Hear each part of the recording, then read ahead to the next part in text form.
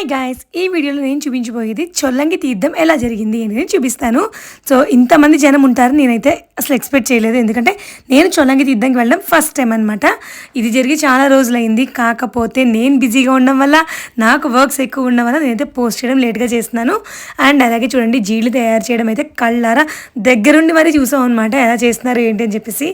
And మాకైతే ఇవన్నీ చూసాక నేనైతే మామూలుగానే ఇలాంటివి తిన్ను.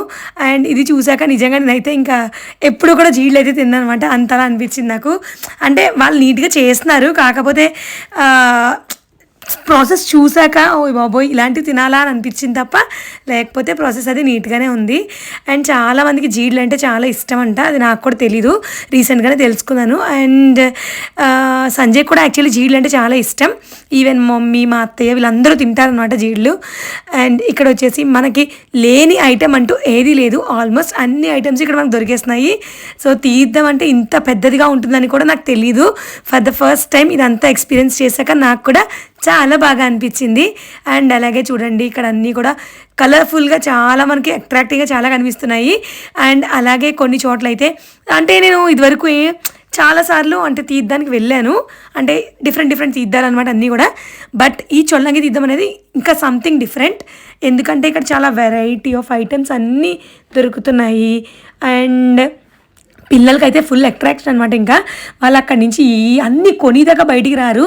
ఇంకా లక్కీగా ఏంటంటే అది కావాలి బొమ్మ కావాలని చెప్పే స్టేజ్లో అయితే లేడు కాబట్టి వాడు అంతగా ఏం అడగట్లేదు, జస్ట్ బెలూన్స్ చూసి వాటిని చూసి ఎగ్జైట్ అవుతున్నాడు తప్ప. అండ్ ఇక్కడ ఏ ఐటమ్ అంటే 20 రూపీస్ అనగానే ఇంకా జనాలు అయితే ఎంతమంది ఉన్నారో అనమాట. అండ్ ప్రతి చోట కూడా మేము ఇంకా చిన్నప్పుడు ఆడుకున్న బొమ్మలు అండ్ కళ్ళజోళ్ళు, ఈ చొల్లంగి తీర్థం చూసిన తర్వాత నాకు అనిపించింది, తీర్థంలో కళ్ళజోడు కొనుక్కుంటారు కదా, అవన్నీ ఇట్లాంటి ఇక్కడ చూసే కొనుక్కుంటారా అనిపించింది అనమాట. చాలా మూవీస్లో డైలాగ్ కూడా కదా అది. అండ్ ఇక్కడ చూసుకున్నట్లయితే మనకి మేము చిన్నప్పుడు ఆడుకున్న సామాన్లు అనమాట.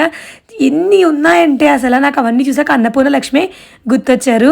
ఇదిగో చూడండి, సంజయ్ వాళ్ళ ఫ్రెండ్ మీద అయితే ఎక్కేసి మా లక్కీగాడు ఫుల్గా ఎంజాయ్ చేస్తాను, మొత్తం అన్ని చూస్తున్నాడు అనమాట. అండ్ ఈ చొల్లంగి తీర్థం మీరు కూడా వెళ్ళినట్టయితే నాకైతే మీకు ఎలా అనిపించిందో కామెంట్ చేయండి. ఇదిగోండి, ఇవన్నీ కూడా చిన్నప్పుడు మేము ఆడుకున్న ఐటమ్స్ అనమాట. ఎక్కడికి వెళ్ళినా మా మమ్మీ వాళ్ళు ఇవే కొనివారు. అండ్ ముగ్గురికి అలా కొని సెపరేట్ చేస్తే మేము అందరం ఆడుకునే వాళ్ళం. ఇంకా ఈ ఐటమ్స్ అన్నీ చూసిన తర్వాత చొల్లంగి తీర్థానికి వచ్చినప్పుడు ఖచ్చితంగా ఒక పెద్ద సంచి వేసుకుని రావాలి అనిపించింది. అన్ని ఐటమ్స్ ఉన్నాయి కొనుక్కోవాలి అంటే. ఇంకా ఫుడ్కి అంత ప్రిఫరెన్స్ అయితే మేము ఇవ్వలేదు, ఎందుకంటే ఆల్మోస్ట్ మేము అప్పటికే ఫుడ్ అది తినేసి వెళ్ళిపోయామన్నమాట.